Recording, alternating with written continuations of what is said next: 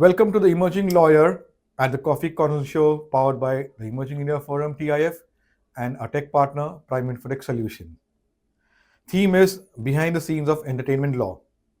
We have with us Lavin Hirani, Practice Head, Media and Entertainment Partner at MDP Legal Advocates and Solicitors.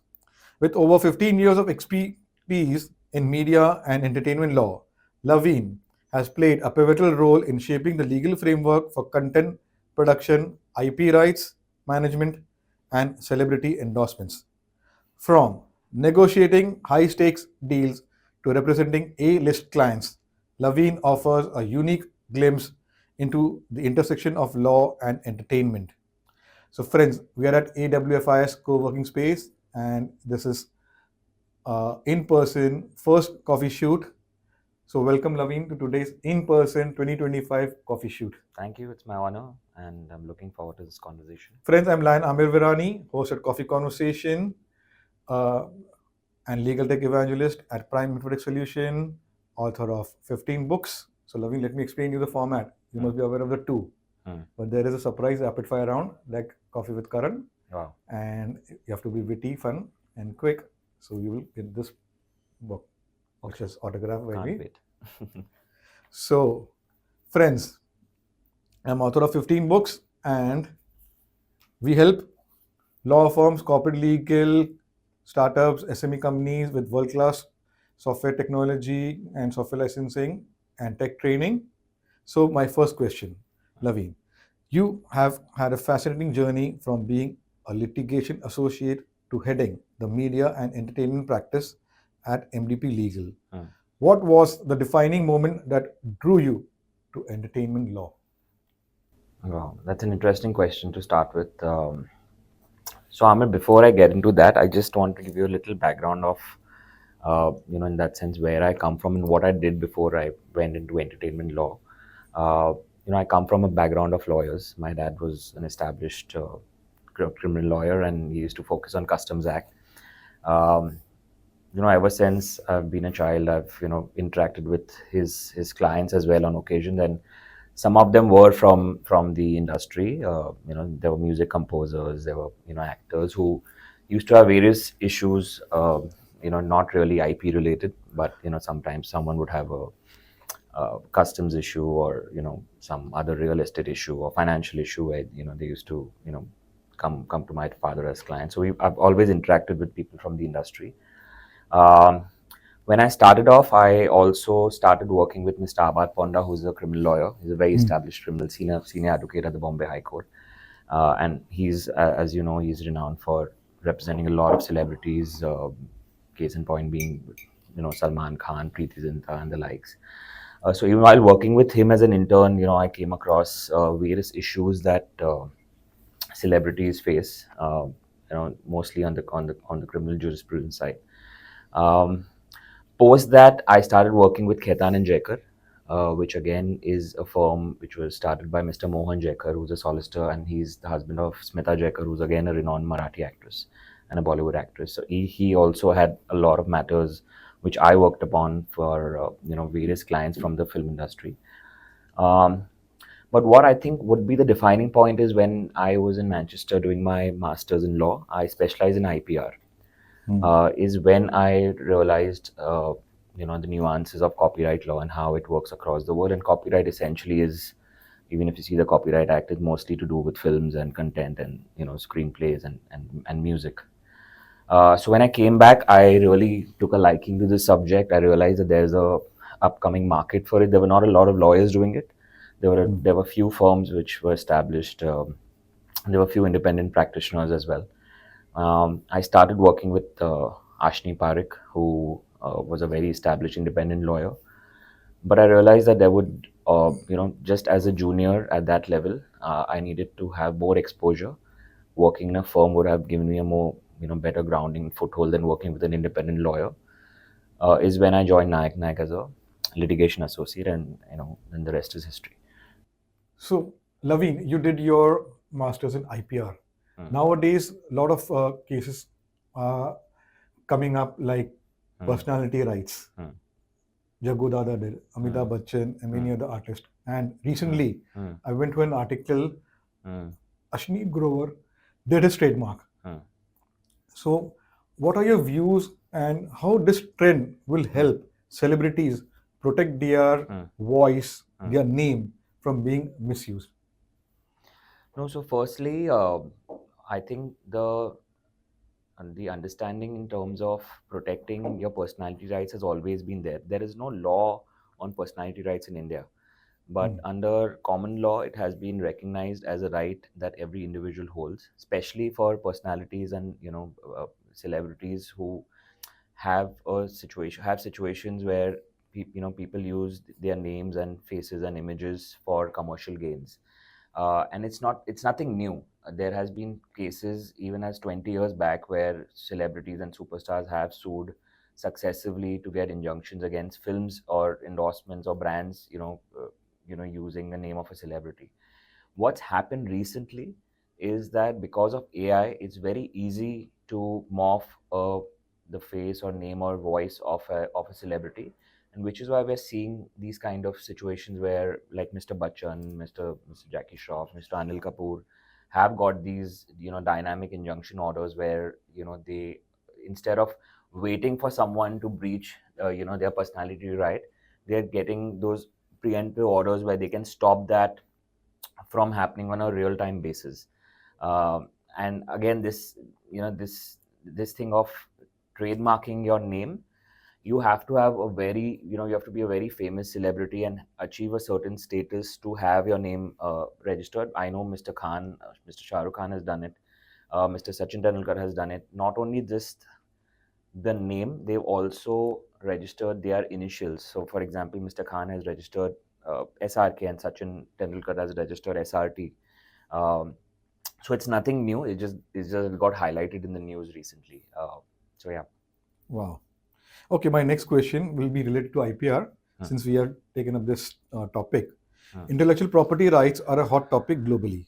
How do you see copyright laws evolving in India for OTT platforms? So, Ahmed, firstly, just let me correct you that there is no OTT law specifically in terms of copyright.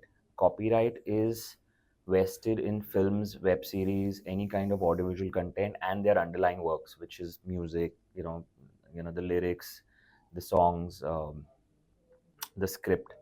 Uh, when whether you exploit or broadcast a film or a series or a television show on OTT or directly through a distribution like a theater or a satellite, it doesn't matter. Yes, there are censorship laws which apply to theatrical films and when you broadcast a film on satellite. There are OTT guidelines which currently are under the IT rules. They're self-regulating mechanisms available. There is no law as such which covers OTT platforms. I don't think. I mean, of course, the government of India and the MIB have been trying to, ensure that the OTT platforms comply with, certain sections of the law. It's very difficult to have any kind of control over mediums which are transnational. So, for example, a platform is not just specific. It's unlike a satellite or a theater. It's not location specific. You can access the internet across the world. So it becomes very even more difficult for any government to have more control on it. But I'm sure they'll have some way around it.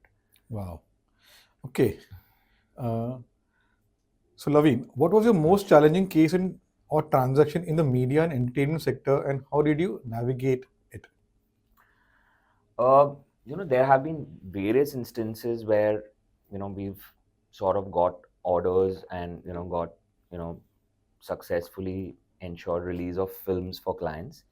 There's no one particular, especially in transactions when we do, there are every day is a challenge and every day is a different challenge.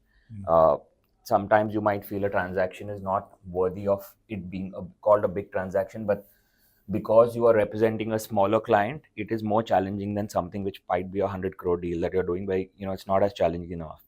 um, so there's no one particular matter or transaction. I mean, it's every day is a different challenge for us. Wow.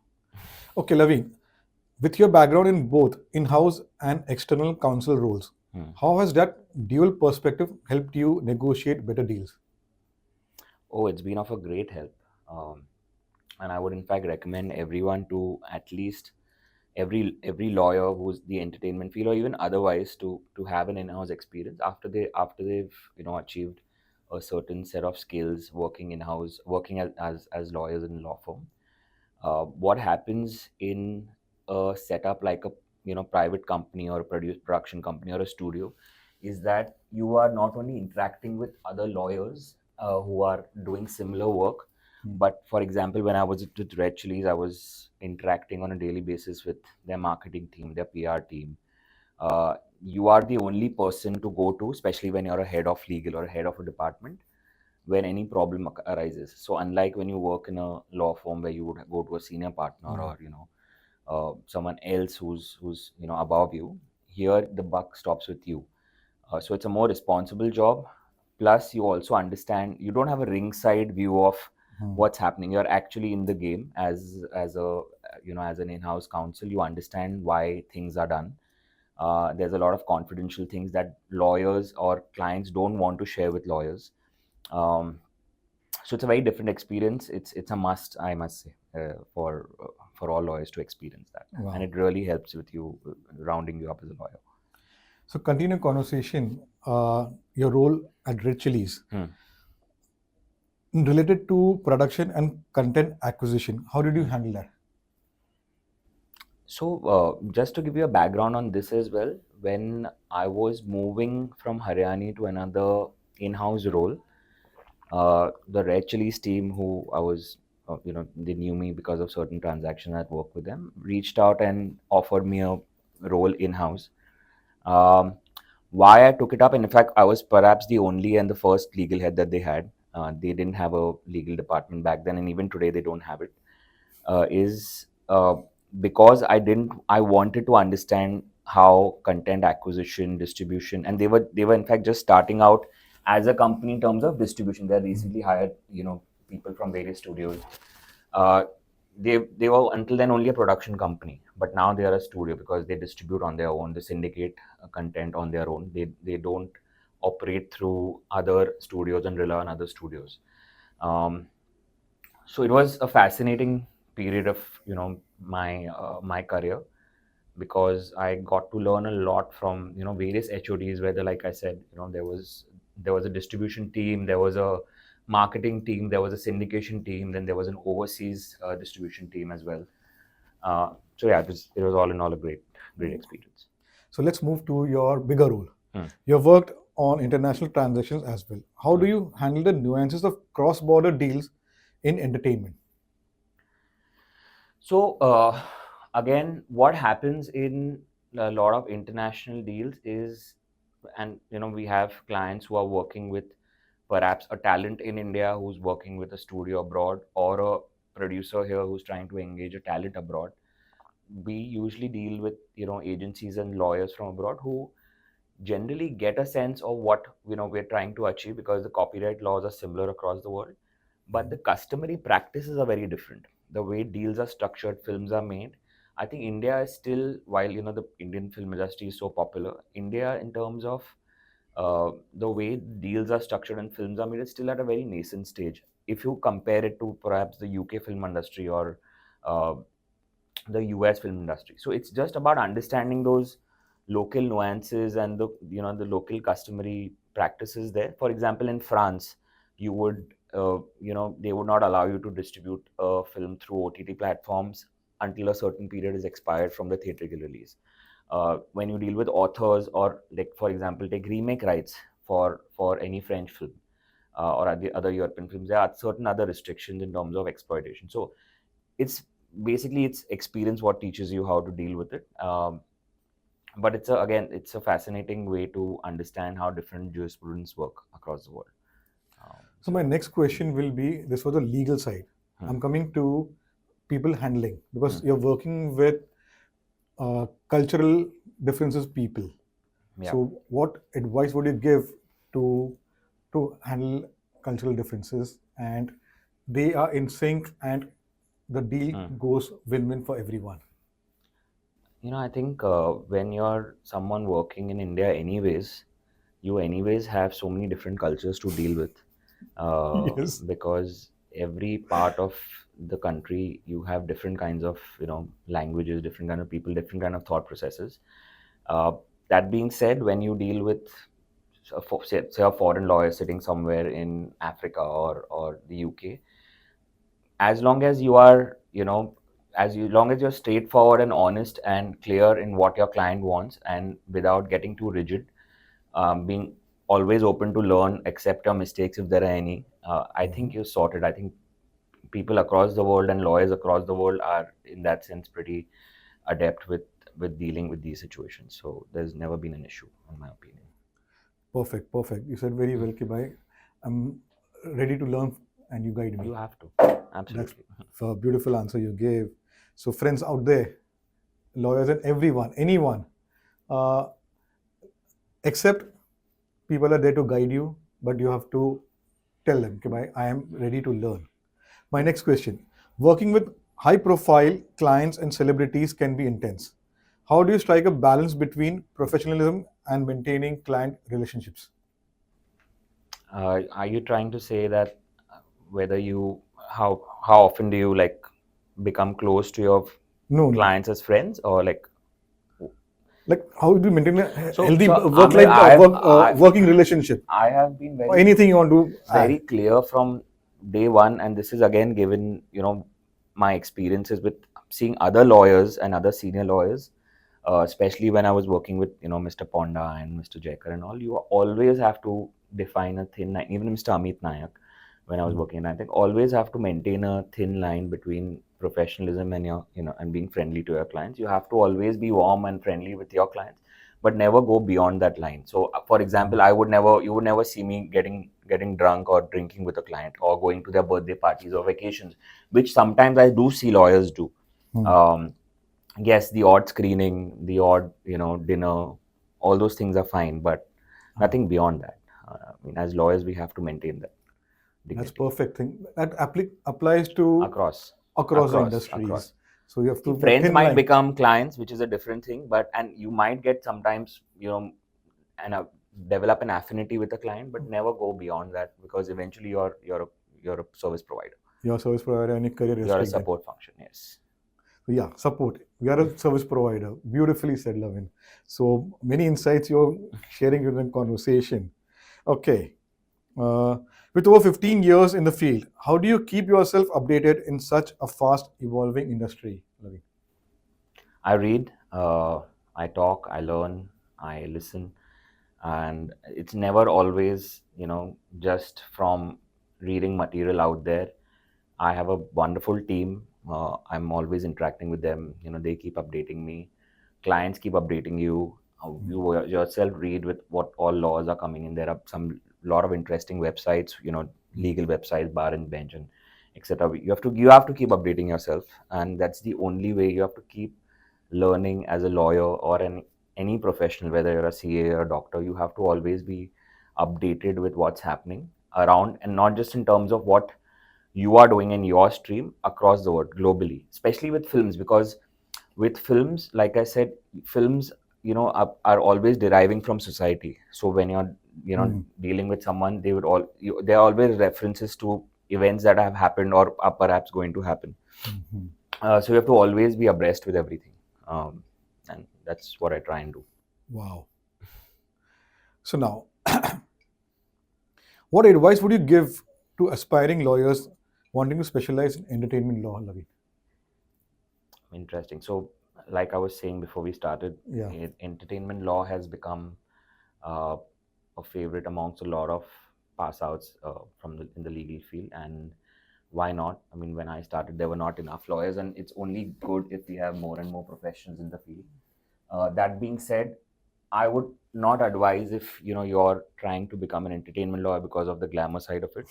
A lot of people realize later once they join that it's not all glamour. Yes, Hmm. it's very interesting because very dynamic, the kind of deals you do.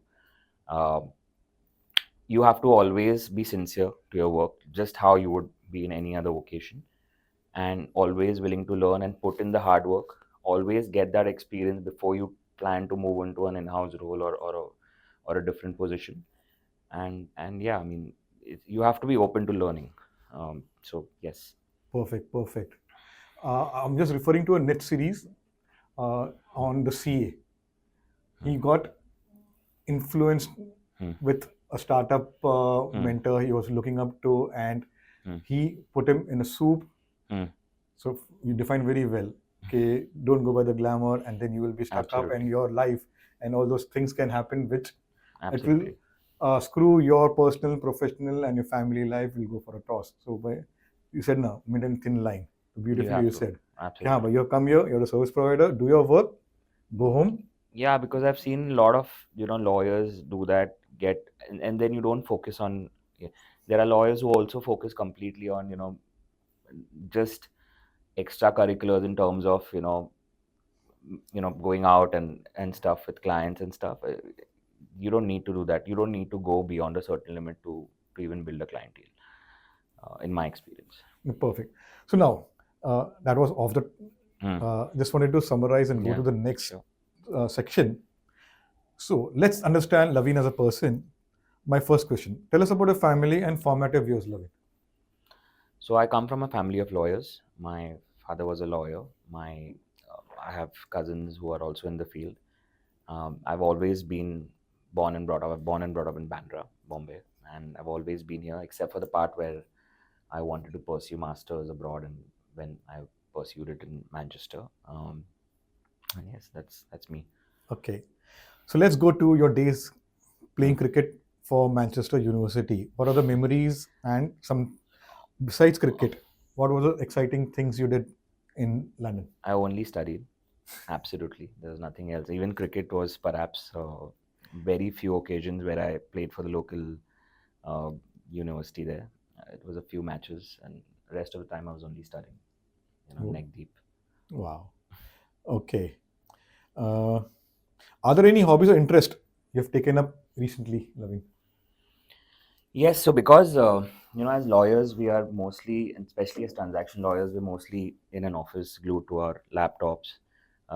I have tried to inculcate, at least fitting in a schedule where I try and work out at least 4 to 5 times a week, which means I would perhaps go and play tennis, or I would go for a swim, or I would go for a walk, I would go work out, spend time with family, whether it's going for a trek, or learning a new sport like pickleball or paddle. So that's how I try and keep up.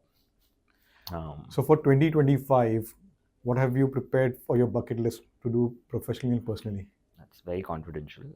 Perhaps uh, sometime next year I'll tell you. But there's lots in store for sure. I can Hmm. vouch for it, viewers out there. He will be having a lot of excitements to share when we meet again. Same date, same time. That's a promise to you. Thank you. But we'll have a proper planning and do it. So we won't focus on your bucket list, but it will be a part. So don't worry. Okay. How do your friends describe your work-life balance or the lack of it? So I honestly, this whole conversation on there being a work-life balance, I don't believe in it. Not because I'm a constant hard worker. I mean, one thing is that a lot of my friends are envious is that my office is 50 steps away from my house. So that gives me more time on hand, especially in a city like Bombay. But in today's day and age, we are constantly attached to our work. Our work travels with us on our WhatsApp feeds and our emails, which are attached to our phones. I don't see a problem if you're getting on a call on a holiday at 8 a.m. if you're awake, or doing something at 10 p.m. if you're again free. So as long as not eating into your personal time and vice versa, and as long as you're delivering your work within the timelines, I don't believe in sitting in an office for 16 hours and not doing as much as someone who's doing it in 8 hours. So I don't believe in this concept of work-life balance. As long as you can meet both, and ensure that your work does not suffer because of your personal life and vice versa, it's fine. Perfect, perfect. Yes, each one has their own ways of Absolutely. handling There's work one thing life, about toxic stress, work cultures, unwind. which is a very different discussion. But to maintain work-life balance is a different discussion Yeah, altogether. yeah, different discussions. We had done one coffee with uh, his other interest besides law is on mental health for legal professionals. So That's that's very why I said important. no, No, there are a Another lot of topic. firms which have a very, especially with law firms and it being so competitive, it being a service industry, there is a lot of toxic stuff that happens, and I'm aware of that. But I think that's each individual's decision eventually. So he's doing some work in that area of within the law firm and across No, I'm aware the of it. I'm legal aware of industry. certain individuals doing that, where they have these sessions with lawyers. Yeah. So we have done coffee with a psychologist, Akshara Damle. So he spoke about how to mental health and so many things. So in coffee, you get to know many things. Also, what happens, Amir, and this is perhaps a little off topic, is as lawyers, non-lawyers don't understand that they are constantly, imbibing the stresses of other people. So whatever kind of, you may be a matrimonial lawyer, a real estate lawyer, a media lawyer, you're constantly advising people on issues and stresses that they face, and sometimes that takes a part of you, right? Because you're constantly looking at, churning out answers, sometimes, ignoring what your own personal issues might be. So you do need help. Some people do, and it's only good. Okay, Lavin, one a googly question. If you could relive any phase of your life, which one would it be and why? Not really, Amir. I'm very happy with all the phases of my life, and I'm looking forward to the next one. There's only better stuff to do, and I mean, I've had a fantastic childhood. I have a fantastic career till now. I've been blessed by some really good seniors, and a good team as well. And I would like to continue it that way and only grow better in the industry. So there's no regrets. Okay. I'm just checking my question list. Sure. Because we had of so many conversations, so many things came. No. Go. Fire away. Okay. There's a rapid fire also we need to get to. Yeah. It's okay. Okay. My one interesting. Do you have a favorite movie or series that resonates with your professional journey? None. They should make one, but nothing as of now. But as lawyers, we really like. I mean, I really like Suits, although it's a very different. It's more about litigation lawyers, but that's one thing that I'm really fond of. But there's nothing that resonates with my life currently. So Okay, unfortunately, that was part of my rapid fire. Okay, so I have to remove that question. So I was going to ask you favorite legal drama, Suits or Bottom Legal. What do you answer? Suits for sure. Yeah, Harry. Okay, my last question, which is also googly, if you reflect. Describe Lavin in one line. I would say I'm a go-getter, and if I really want to do something in whatever small way, I'm not over-ambitious. I know my limitations, but if I'm set at doing something, then I would always try and achieve it. And I luckily have been. So, yes. Okay. Now let's go and have some fun. The rapid fire round. Done. Bollywood or Hollywood? Bollywood, for sure. Okay. Coffee or chai during marathon meetings? Chai. Let's raise toast. That's coffee, but chai. Masala chai. You're an early bird or a night owl? I'm an early bird. I was a night owl, but now I feel the benefits of being an early bird far outweigh the. But occasionally weekends is a different matter. But usually I'm up early and about. Favorite Sindhi food? Koki omelette. Dream travel place? Dream travel place is something where I've never been. I would say New Zealand. I've never something where I want to go. I've not gone, but there's nothing else. Yes, New Zealand. लगता है वो भी next year पे डालेंगे. One quote you live by? Be true to yourself, always. Wow. Your favorite color?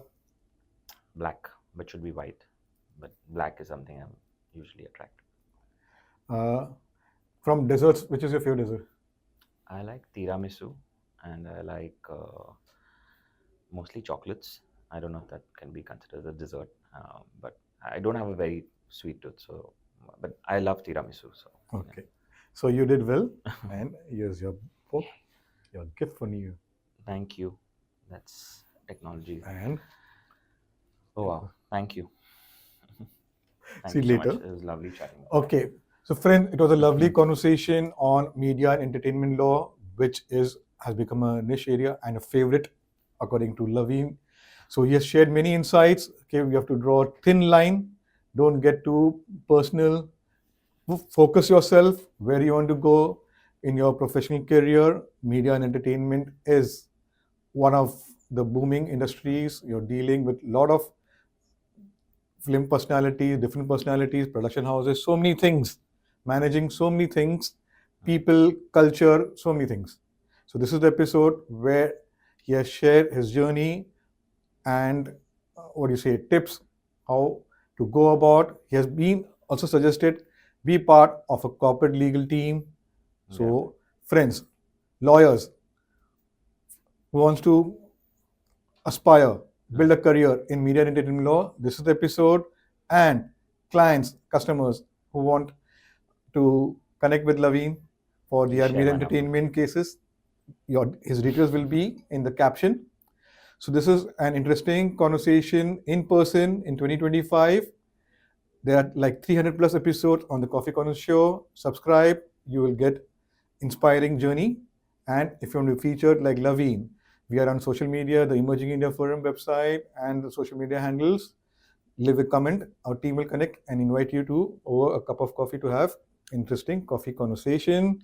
So stay safe and happy new year to our viewers out there. Thank you.